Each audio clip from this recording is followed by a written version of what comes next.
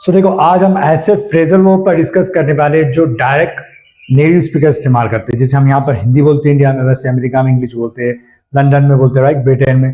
तो वो जैसे इस्तेमाल करते हैं फ्रेजल वर्ब, वही हम यहाँ पर इस्तेमाल करेंगे। ये इंग्लिश बहुत इंप्रेसिव है, आप किसी को भी इंप्रेस कर सकते हो और बहुत एडवांस लेवल के फ्रेजल वर्ब्स है, लेकिन डेली यूज में आसानी से इस्तेमाल हो जाते हैं। तो क्या है, सारी चीजें देखेंगे। तो आज हम देख रहे हैं फ्रेजल वर्ब। तो सब में पहले है बी इन फोर। अब यहाँ पे बी की जगह बी नहीं लगाना है, ये जो बी दिख रहा है यहाँ पे आपको, उसकी जगह क्या लगाना है आपको, इज या तो एम लगाना है या फिर आर लगाना है या फिर वॉज वर्ब भी लगा सकते हो, राइट। तो ये बी की जगह लगाना है आपको और यहाँ पे इन फोर आएगा। तो इसके माने होते हैं कुछ होने वाला है, अच्छा या बुरा कुछ भी हो सकता है, ज्यादातर बुरा ही होता है, अनप्लेजेंट होता है। उसके लिए हम बी इन फोर लगाते हैं। बी इन फोर कैसे बताता हूं मैं। बी यहाँ पे बी आने वाला नहीं, इज एम आर आने वाला है, बी को बोलते हैं हम, राइट। वो तो यहाँ पे किस तरीके से रहेगा, यहाँ पर क्या कहेंगे, हमारा फॉर्मूला सब्जेक्ट लगाना है। अगर हमने आई लगा दी तो यहाँ पे एम आएगा। इसके लिए क्या आएगा, ही और शी आएगा, राइट। आर के लिए वी, दे, और क्या कहेंगे, दे, वी, दे और एक से ज्यादा नामों से होते हैं। इन फोर आएगा और कोई भी एक्सपीरियंस वगैरह, तो देखिए यहाँ पे लिख कर भी लगाया हूं मैं, आपको टेंशन लेना है। Use when you expect something is going to happen to someone, कुछ तो भी होने वाला है किसके साथ, राइट। और ऑफन सरप्राइजिंग और अनअवॉइडेबल, ऐसा कुछ जो सरप्राइजिंग हो और जो आप टाल नहीं सकते, ऐसा कुछ होता है। तो बी इन फोर का यानी is am are in for का इस्तेमाल करना। जैसे देखिए, अब मैंने जो कहा था आपको कि बी की जगह आपको क्या लगाना है, इज एम आर या फिर वॉज वर्ब लगाना है, तो हमने आर लगाया, यू आर। यहाँ पे मैं बोला था ना, बी की जगह या आर हेल्पिंग वर्ब आने चाहिए। You are in for trouble, मतलब आप तुम ट्रबल में फंसने वाले हो, तुम्हें परेशानी होने वाली है। हम एक शानदार अनुभव के लिए तैयार है, मतलब एक्सपीरियंस के लिए तैयार है, तजुर्बे के लिए। We are in for an amazing experience, मतलब हमारे साथ अब कुछ अच्छा होने वाला है। तो अनप्लेजेंट भी हो सकता है, प्लेजेंट भी हो सकता है। तो ये पहला फ्रेजल वर्ब था, राइट, बी इन फोर। फिर दूसरा है बी अप टू। अब आपने पहले ही समझ लिया कि बी की जगह इज एम आर लगाना है और अप टू लगाना है। ये क्या है, क्या कर रहे हो, मतलब क्या चल रहा बोलते हैं वो वाला सेंस इसमें, कोई शरारती तौर पर। तो यहाँ पे वही लगाना है, सब्जेक्ट बी की जगह इज एम आर लगाना है, फिर सिर्फ अप टू लगा देना है। समवन इज डूइंग और सजेस्ट सस्पिशियस मिस्चीवियस, कुछ शरारती काम कर रहा है, इस तरीके से। What are you up to, right, what are you up to, तुम क्या कर रहे हो, तुम क्या कर, मतलब एक तरह से नॉटी वे में पूछ रहे कि तुम क्या कर रहे हो, इस तरीके से होता है।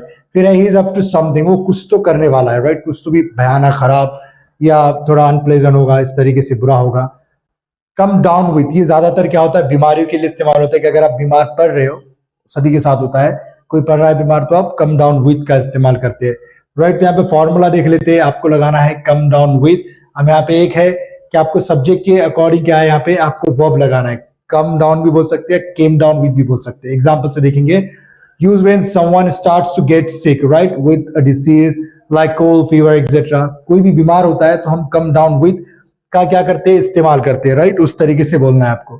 फिर देखिए, वो सर्दी से बीमार पड़ गया, ही की मतलब पास में हो रहा है, तो हम कम नहीं बोलेंगे, केम बोलेंगे। ही केम डाउन विद क्या है यहाँ पे, अ कोल्ड। फिर I have come down with the flu, नहीं हुआ, राइट, ले मैं बीमार पड़ गया फ्लू से, राइट, इस तरीके से बोल सकते हैं। आई हैव, मैं हो चुका हूं बीमार, ये सेंस है, राइट, मैं हो चुका हूं बीमार, इस तरीके से आप बना सकते हैं। फिर कम अप विद का इस्तेमाल करना है। कम अप विद का क्या होता है, क्योंकि आपको कुछ नए विचार आ रहे हैं, कुछ नए आइडियाज आ रहे हैं, राइट, ख्यालात आ रहे हैं, उसके लिए आप कम अप विद का इस्तेमाल करते हैं, राइट। एग्जाम्पल से देखेंगे तो वही है कि आप कम और केम लगा सकते हैं, पास में बोलना है तो केम, प्रेजेंट में बोलना है तो कम बोल सकते हैं। फिर आप भी जैसा का वैसा आएगा, कोई आइडिया प्लान वगैरह आता है आपके दिमाग में तो इसका इस्तेमाल करना है। जैसे ही came up with a good idea, कि वो मतलब एक अच्छे आइडिया के साथ आया, कम का सेकंड फॉर्म लगा रहे हैं came, right. We need to come up with a solution, हमें क्या जरूरत है कि हम एक सोल्यूशन लेकर आए, राइट, तो काम करें सोल्यूशन, मतलब एक तरह से सोल्यूशन के साथ आए, इस तरीके से। कम अप अगेंस्ट का इस्तेमाल करना है यहाँ पे, राइट,